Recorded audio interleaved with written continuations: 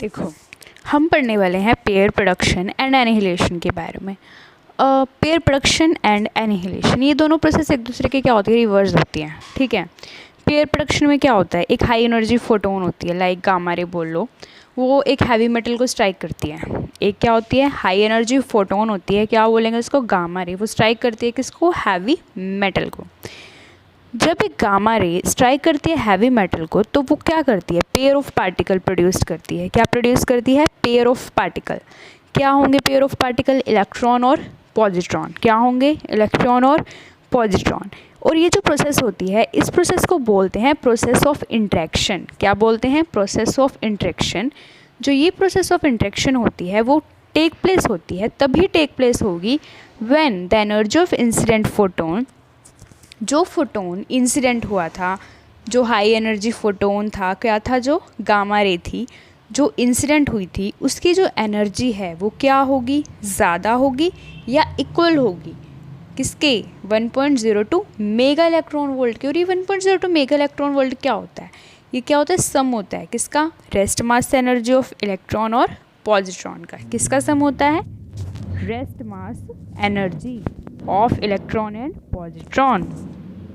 एक बार फिर बता रही हूँ, जब एक high energy photon like gamma ray वो स्ट्राइक करती है हैवी मेटल से, तो वो पेयर ऑफ पार्टिकल प्रोड्यूस करती है, इलेक्ट्रॉन और पॉजिट्रॉन। जो ये प्रोसेस ऑफ इंटरेक्शन होती है वो टेक प्लेस होती है जब एनर्जी ऑफ इंसिडेंट फोटोन या तो ज़्यादा होती है या इक्वल होती है किसके, 1.02 मेगा इलेक्ट्रॉन वोल्ट के, which is a sum of rest mass energy of electron and positron, that is m0c² plus m0c²।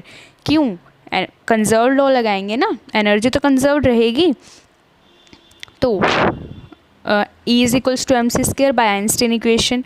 अगर एक पार्टिकल का मास हमने कैपिटल M0 माना है और एक छोटे पार्टिकल का मास हमने m0 माना है, that is m0c² plus m0c² equal होगा 0.511 मेगा इलेक्ट्रॉन वोल्ट अगर इनकी एनर्जी है, plus 0.511 mega electron volt energy है, तो टोटल एनर्जी किसके इक्वल होगी, 1.02 मेगा इलेक्ट्रॉन वोल्ट के। अब इक्वल होगी तो भी क्या होगा, तभी ये जो प्रोसेस ऑफ इंटरेक्शन हो सकती है। कौन सी प्रोसेस ऑफ इंटरेक्शन की, एक इंसिडेंट फोटोन किस पे स्ट्राइक करेगा, न्यूक्लियस पे, तो वो इलेक्ट्रॉन और पॉजिट्रॉन में ब्रेक हो जाएगा।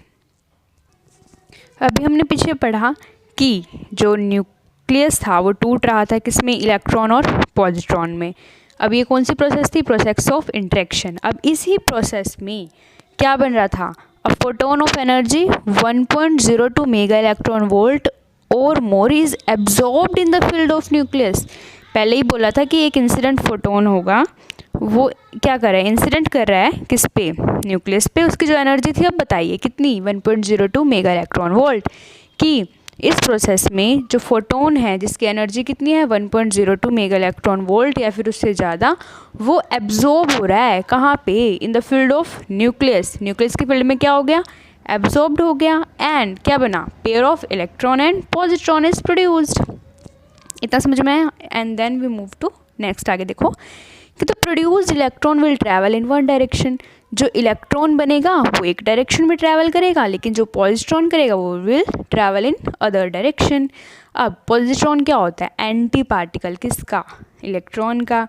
अब देखो जो मास होता है किसका, पॉजिट्रॉन का और इलेक्ट्रॉन का, वो सेम ही होता है, अप्रॉक्सीमेटली भी नहीं बोलेंगे, बिल्कुल सेम होता है। कितना, 9.1 इंटू 10⁻⁻31 किलोग्राम। अब इतना समझ में आया। अब जो पार्ट है एनर्जी का, इंसिडेंट फोटोन, जो हमने अभी बोला कि जो इंसिडेंट फोटोन करवाई है, गामा रे हमने जो इंसिडेंट करवाई है वो किस पे करवाई है, एक मेटल पे। तो जो पार्ट है एनर्जी का, किसकी एनर्जी का, इंसिडेंट फोटोन की, वो कन्वर्ट किस में होगा, rest mass energy of electron and positron pair. कि जितनी एनर्जी होगी, रेस्ट मास एनर्जी होगी, रेस्ट मास एनर्जी कितनी होती है, m0c², जो रेस्ट मास लेते हैं हम, energy of electron and positron pair. Rest mass क्या होता है, जब हम एक ऑब्जर्वर को रेस्ट पे देख के उसको एज्यूम करते हैं ना। मास energy of electron and positron pair and any amount of energy left may appear in the form of kinetic energy of electron and positron. अगर कोई एनर्जी रह गई है तो वो हमें किसकी फॉर्म में अपीयर होगी, इलेक्ट्रॉन और पॉजिट्रॉन की काइनेटिक एनर्जी में। देखो दोबारा बता रही हूँ, जो इंसिडेंट फोटोन था उसकी जो पार्ट है एनर्जी, पहले तो वो कन्वर्ट होगी जो इलेक्ट्रॉन और पॉजिट्रॉन की रेस्ट मास एनर्जी है, और जो फिर लेफ्ट रह जाएगी एनर्जी वो अपीयर होगी in the form of kinetic energy, किसकी, इलेक्ट्रॉन और पॉजिट्रॉन की, जिसको हम ऐसे लिख सकते हैं कि जो इंसिडेंट फोटोन है ई गामा, उसकी एनर्जी कितनी होगी, एच न्यू। तो वो किस में टूट रहा है, आधी एनर्जी तो किस में होगी उसकी, इलेक्ट्रॉन में, ई के नेगेटिव प्लस इलेक्ट्रॉन की रेस्ट मास एनर्जी, नहीं रेस्ट मास एनर्जी तो ई के नेगेटिव होगी, और बाकी क्या होगी उसकी काइनेटिक एनर्जी। काइनेटिक एनर्जी को लिखेंगे ई के से और रेस्ट मास एनर्जी को एम नॉट सी स्क्वायर से, ठीक है। ई के क्या है, kinetic energy plus M naught C square electron, और ऐसे ही रेस्ट मास ऑफ पॉजिट्रॉन का के लिए क्या होगा, E K plus M naught C square, क्योंकि पॉजिट्रॉन पे प्लस चार्ज होता है और इलेक्ट्रॉन पे नेगेटिव चार्ज होता है। अब आ जाती है प्रोसेस एनिहिलेशन की। एनिहिलेशन क्या होती है, इन्वर्स होती है किसका, पेयर प्रोडक्शन का। उसमें क्या होगा, एक पॉजिट्रॉन और इलेक्ट्रॉन जब आपस में इंटरेक्ट करते हैं तो ये दोनों पार्टिकल आपस में ही क्या हो जाते हैं, वैनिश हो जाते हैं, और एक साथ, जिसके लिए हमने स्पेशल वर्ड यूज़ किया है, क्या, साइमल्टेनियसली, एंड प्रोड्यूस करते हैं 2 गामा रे। क्या प्रोड्यूस करते हैं, 2 gamma ray, each having energy equal to rest mass energy of electron and positron. और जो दोनों की जो एनर्जी होती है, 2 गामा रे प्रोड्यूस करते हैं और दोनों की एनर्जी किसके इक्वल होती है, rest mass energy of electron and positron. दोनों की energy rest mass energy of electron और पॉजिट्रॉन के इक्वल होती है, that is E plus E negative gives करेगा गामा प्लस गामा।